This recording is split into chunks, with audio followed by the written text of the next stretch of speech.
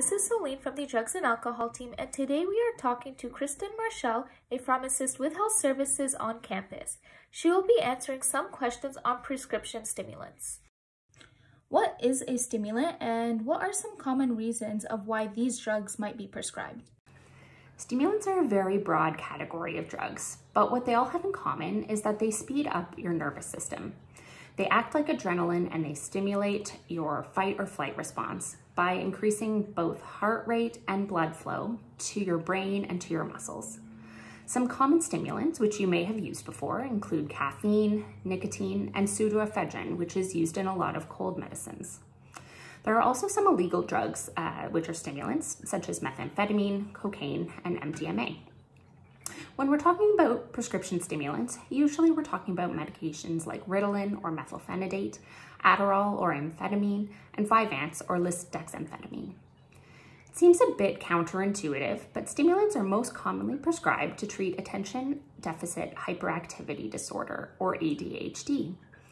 These medicines have a calming and a focusing effect when used for ADHD.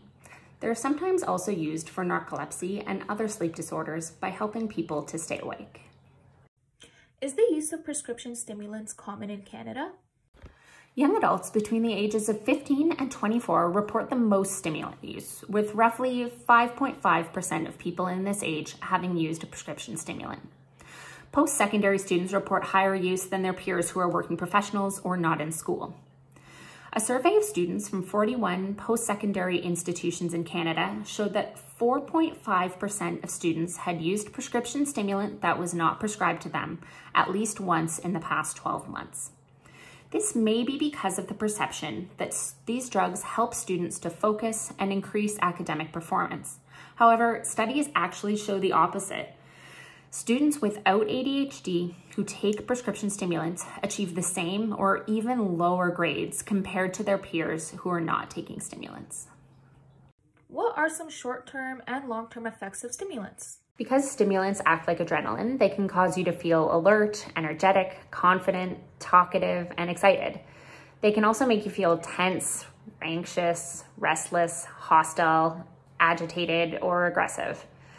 They increase your breathing rate, your heart rate, your blood pressure, and your body temperature, and they can cause a fast, irregular heartbeat. They also decrease appetite and hunger. When taken under medical supervision, these effects can be monitored and the medication can be adjusted or stopped if these effects become bothersome or dangerous. However, when taken without medical supervision, these safety precautions are bypassed, and this can lead to serious medical emergencies such as seizures, coma, or a sudden cardiac death. The long-term effects of stimulants can include vitamin deficiencies and malnutrition from appetite suppression. It's also common to see sleep deficiencies and sleep disorders because they keep you awake. Stimulants can also cause psychosis, including hallucinations, delusions, paranoia, and bizarre or violent behaviors. These effects can occur when using stimulants on prescription, but they're usually caught and addressed sooner because of frequent monitoring. How can you tell when someone is abusing prescription stimulants? That is a very good question. It can be hard to tell if someone is abusing prescription stimulants because many people are taking them by prescription and under their health practitioner's supervision. However, if someone is using prescription stimulants and they don't have a prescription for them, or if they're using a higher dose than is prescribed, or if they're altering how they're taking them, so for example, crushing them and injecting them or inhaling them, these are all signs of abuse. Another way to know if someone is abusing prescription stimulants is if their use is having a negative impact on their life. For example, if they're spending a lot of time obtaining, using, or recovering from using the drug, if they're failing to fulfill obligations at home, school, or at work, or if their drug use is causing persistent social problems. These are also signs of abuse. Given the effects of prescription stimulants, would you say that prescription stimulant abuse is just as bad as other forms of drug abuse, such as opioid addiction? There's a perception that prescription stimulant use is safer than other drug use, and in some ways this is true. Because they're pharmaceutical products, there are manufacturing standards and safety regulations surrounding them. However, using prescription medications that are not prescribed to you can be very dangerous and even life-threatening. Although opioid addiction is a larger scale problem, stimulants can still have terrible effects if used incorrectly.